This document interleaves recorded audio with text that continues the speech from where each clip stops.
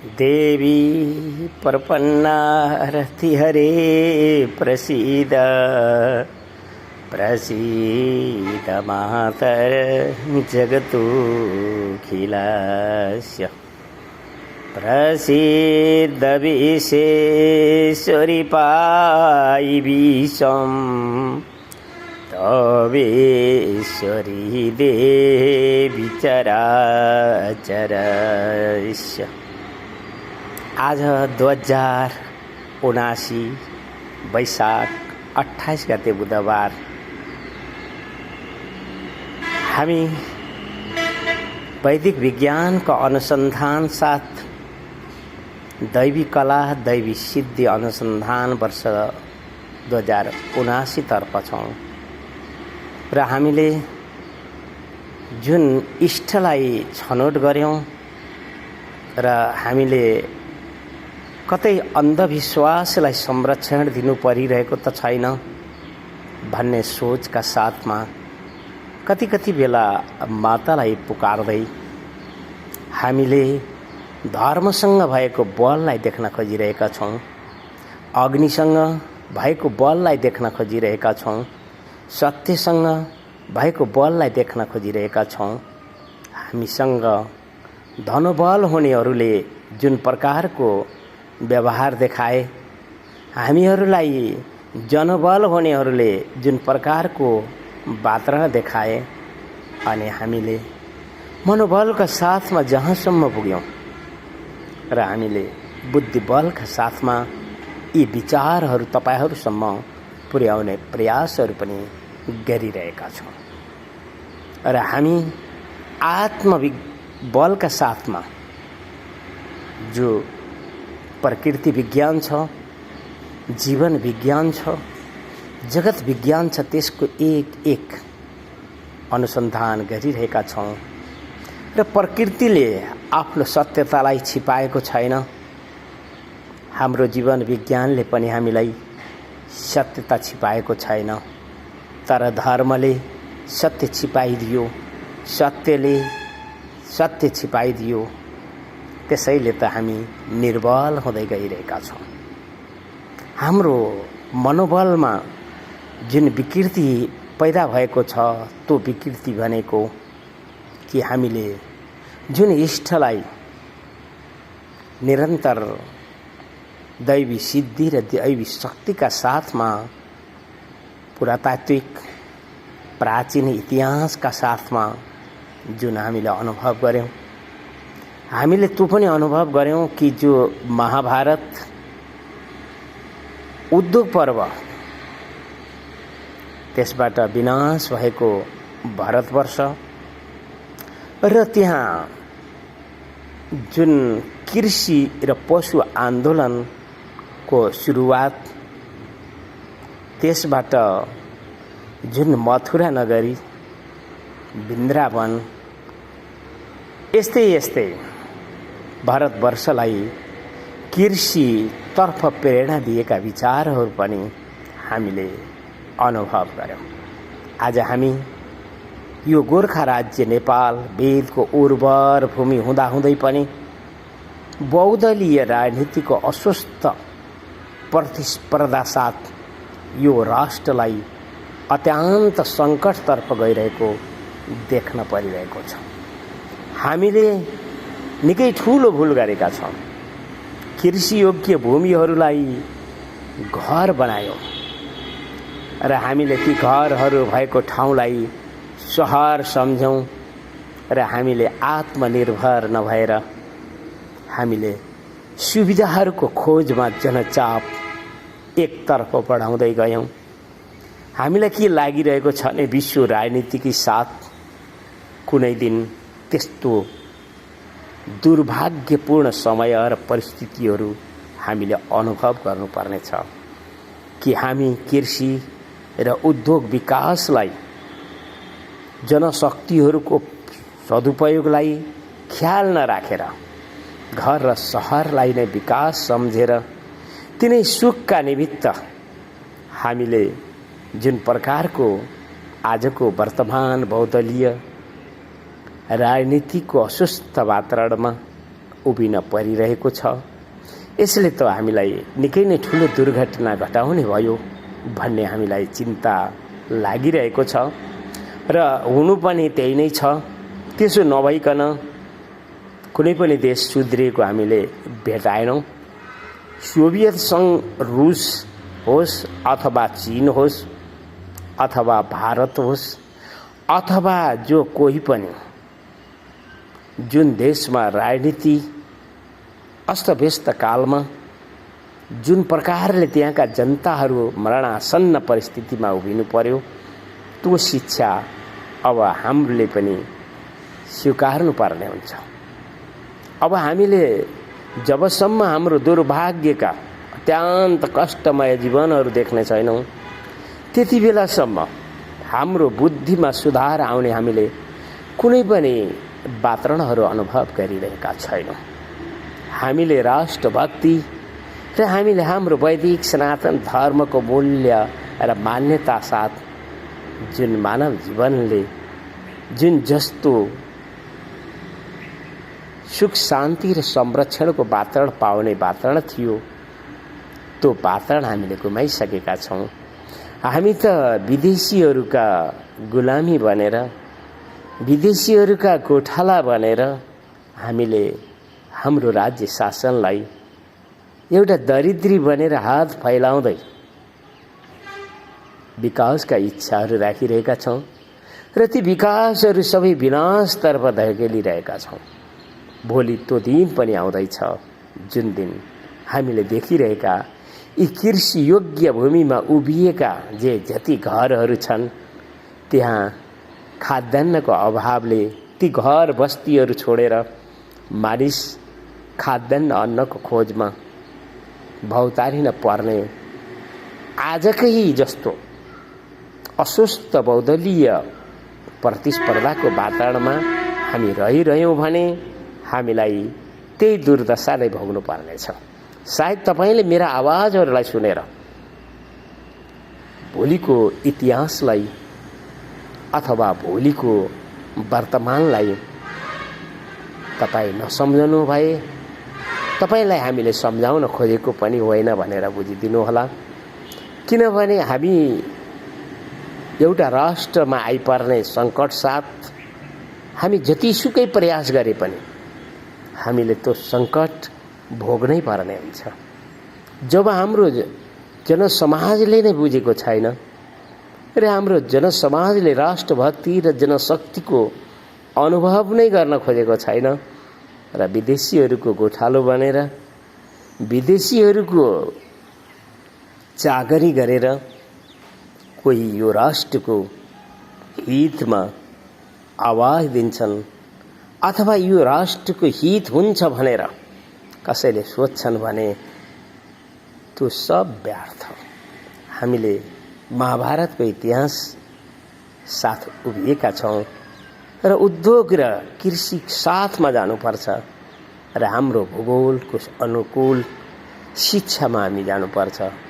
हामीलाई त हिमाल मिलेको छ, हामीलाई नदी नालाहरू मिलेका छन्, हामीलाई सुन्दर टारहरू पर्वतहरू अनि ती तराई मधेसहरू मिलेका छन्। हामीले तिनको सदुपयोग गर्न सकेनौँ। हामी जुन प्रकारले बहुदलीय झन्डाहरू बोकेर जुन प्रकारले अस्वस्थ राजनीतिको प्रतिस्पर्धामा होमिन जाँदैछौँ, यो हाम्रा निमित्त अत्यन्त सङ्कटकालीन परिस्थितिहरू आउँदैछन् भन्ने पूर्व सूचना हो, सङ्केत पर्यो। हामी सावधान हुनु आवश्यक छ। हामी सावधान भएनौँ भने हामीले हाम्रो धर्म संस्कृति जुन वैदिक सनातन धर्मसाथ थिए त्यहाँ भित्र देखा परेका विकृति र विसङ्गति विचारहरूलाई शोधन गरेनौँ भने हामीले न त हिन्दू जागरणको आवश्यकताको महसुस गरिरहेका छौँ, न त हामीले यो राष्ट्रको भविष्य सुख शान्ति र संरक्षणको पनि देखिरहेका छौँ। हामी दैवी सिद्धि र दैवी कला अनुसन्धान वर्षको रूपमा उभिरहेको हुनाले हामीले यी विचारहरू पनि निरन्तर गरिरहेका छौँ। आजको यस राष्ट्रले हामीलाई एउटा शिक्षा दिइरहेको छ र यो राष्ट्रले हामीसँग एउटा आशा राखिरहेको छ कि हर नेपाली यो बुझोस्, उसले खाद्यान्नमा आत्मनिर्भर बनोस्, उसले फोहोरिएको अस्वस्थ बहुदलीय राजनीतिको प्रतिस्पर्धामा ती दलीय नेताहरूका पछाडि नभागोस् र यो राष्ट्रको हितमा, यो धर्म, संस्कृति र समाजको हितमा उभिनका निमित्त आफ्नो ठाउँबाट उभियोस्। हामी त्यही चाहिरहेका छौँ। विश्वको इतिहासलाई के लाउने हो भने कि विश्वमा जुन कुनै पनि सफल राष्ट्रहरू हुन पुगेका छन् ती सबै युद्धको शिकार बनेर त्यहाँबाट उठेका जनताहरूले जुन राष्ट्रभक्तिको बोध गरेका छन् उनीहरूले नै ती राष्ट्रहरूलाई सम्पन्न र विकसित बनाएको हामीले भेटिरहेका छौँ। हामी त वैदिक इतिहासको विद्यार्थी भए पनि हामीले समस्त विश्व मानव जातिको विषयमा पनि विचार गर्नु परिरहेको छ, किनकि हामीले जुन दैवी शक्ति र सिद्धिहरूको विषयमा अनुसन्धान गर्दैछौँ त्यो अनुसन्धान हामीलाई जगत जननी विश्वेश्वरी माताका चरणमा नतमस्तक शरण लिनका निमित्त गरिँदैछ। हामीले यो प्रकृतिको बल रूप अग्नि देवता जुन हाम्रा वैदिक मन्त्रहरूका साथमा प्राप्त गर्न सक्थ्यौँ र आजको विश्व आधुनिक भौतिक विकास आविष्कारसँग जुन अत्यन्त महँगा आणविक र परमाणु हतियारहरू छन् ती आणविक र परमाणु हतियारका अगाडि हामीले वैदिक मन्त्रहरूद्वारा ती अग्निहरूलाई प्रादुर्भाव गरेर ती अग्निहरूका बलद्वारा कसरी हिजो हाम्रो वैदिक साहित्यमा ती देवताहरू र ऋषिहरूले जुन युद्धहरू गरे र श्रापहरू दिन सिके त्यो अब आज हामीलाई पनि आवश्यकता परिरहेको छ र हामी त्यही बाटोबाट जानुपर्छ भन्ने हामीले सोची पनि रहेका छौँ। हामीले त ती आत्रेयहरूको ऐतिहासिक वैदिक सिद्धिहरूको विषयमा अनुसन्धान गरिरहेका छौँ। हाम्रा पुर्खाहरूले कसरी त्यो प्रकृति दैवी सिद्धिहरू प्राप्त गरे अथवा त्यो अब प्राप्त हुन सक्दैन अथवा ती सबै केवल ऐतिहासिक विषय दन्ते कथा मात्र थिए। यो त हामीलाई केवल चिरञ्जीवी स्वीकार गरिएका महर्षि व्यास र महावीर हनुमानजीले नै हामीलाई बुझाउनु पर्ने हुन्छ। अनि त्यति मात्र होइन, हामीले जुन माताका आस्था र निष्ठा साथ उभिएका छौँ, स्वयं माताले नै अन्तर्हृदयमा बसेर त्यो ज्ञान र विज्ञान सहितको बुद्धि विचार खोलिदिनुपर्छ भन्ने सोचका साथमा निरन्तर लागिरहेको पनि छु। प्रकृतिको विषयमा निकै अनुसन्धान गर्दा प्रकृति आफ्नै ठाउँमा छ, जीवनको विषयमा निकै विचार गर्दा जीवन विज्ञान आफ्नै ठाउँमा छ, तर समयको विचार गर्दा समय अन्तरले गर्दा प्रकृतिका कार्यहरू परिणामहरू अन्तर देखिँदैछन्। त्यसैले हामी समयलाई सङ्केत गर्दै एकनिष्ठ एक नाम जपका साथमा हामीले हाम्रो मनलाई यो मनको मन्त्रालय जुन हाम्रो 10 अङ्गहरू छन् तिनका विषयमा एक एक खेलाइरहेका छौँ, किनकि मृत्यु त जीवनको अन्तिम सत्यता हो। त्यो कहिले यो कुनै पनि निश्चित छैन र जीवन अत्यन्त क्षणिक पनि छ। त्यसैले यी सबै कुराहरू बुझेकाले नै यी आवाजहरू गरिरहेको छ र हामीले हाम्रो यो गोर्खा राज्य नेपाल वेदको उर्वर भूमि हो भन्ने विषयलाई विश्व मानव सामु सिद्ध गरेर देखाउनु छ। हामीले ती अग्नि सिद्धिहरू, ती सुदर्शन चक्रहरू, ती धनुषहरू अनि ती सबै विषयहरूको सोच र चिन्तनहरू निरन्तर माताका चरणमा नतमस्तक हुँदै झुक्दै खोजी पनि रहेका छौँ। हामीले यो अपेक्षा राख्दैनौँ कि हामी अन्धविश्वासलाई संरक्षण नै गर्नुपर्छ, किनकि माता तत्त्वको जीवन कुनै अन्धविश्वासको जीवन होइन। किनकि एउटा मानव जातिको सिर्जना गर्ने उनीहरूको दैवी शक्तिहरू अनि त्यस विश्व मानव जातिलाई जुन प्रकारले भरण पोषण, खाद्यान्न, ओठमा दूध रसाउने जुन प्रकृति विज्ञान छ, त्यति मात्र होइन, विश्व मानव जातिकै तिनीहरू आदिगुरु हुन् भने हामीले अन्धविश्वासको पछाडि हामीलाई दौडनु पनि छैन। हाम्रा शास्त्र, वैदिक शास्त्रहरू हाम्रा निमित्त शिक्षाका निमित्त हुन्। हामीले तिनलाई जीवनमा अनुभव गर्न पाएनौँ भने ती शिक्षाहरू जुन अनुभव गरिँदैन, जुन शिक्षाद्वारा लाभ लिन सकिँदैन, ती शिक्षाहरू कुनै पनि काम लाग्दैनन्। आज हामी त्यही परिस्थितिमा उभिएका छौँ र हामी त्यही खोजिरहेका छौँ कि माताका ती दिव्य उपदेश र शिक्षाहरू अनि माताका अनुग्रह र कृपा दृष्टिहरू र माताद्वारा जुन अन्तर हृदयमा दिनयोग्य जुन दैवी सिद्धि विषय, बल, बुद्धि र विद्याहरू अनि ती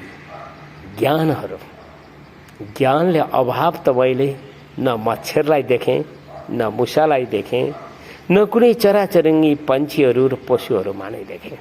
विवेक त्यहाँ पनि देखियो र सामाजिक जीवन जिउने कला त्यहाँ पनि देखियो। तपाईको ती गुहे कागहरूको एकता हेर्नुहोस्, अनि ती गल्लीमा घुम्ने ती भुसिया कुकुरहरूको एकता हेर्नुहोस्, अनि ती बाँदर झुण्डहरू हेर्नुहोस्। सबैले सामाजिक ज्ञान राखेकै देखियो र सामाजिक ज्ञानका साथमा उनीहरूले अनुशासन पनि पालन गरेको देखियो। हामीले बिरालाका मुखमा मुसो र चराका मुखमा फट्याङ्ग्रो देखेर निकै टोलाएर हेर्ने गर्छौँ कि यो जैविक जगत कसरी भौतिक द्वन्द्वहात्मक स्वरूपमा उभिएको रहेछ।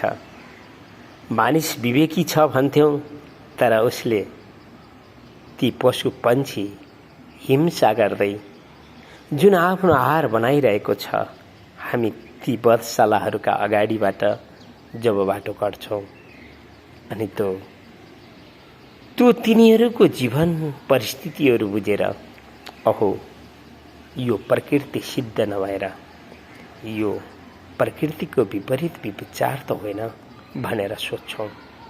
तर प्रकृतिले हामीलाई यही भन्छ कि प्रकृति सन्तुलनका निमित्त यी सबै आवश्यक छन्, त्यतातिर देख्ने नगर। त्यसैले म त्यता देख्न जाँदिनँ, केवल हे माँ पुकार्दै दैवी सिद्धिहरूका खोज गरिँदैछ भन्ने आवाजका साथमा म यी आवाजहरूलाई अहिले यतै रोक्छु। देवी प्रपन्नार्तिहरे प्रसीद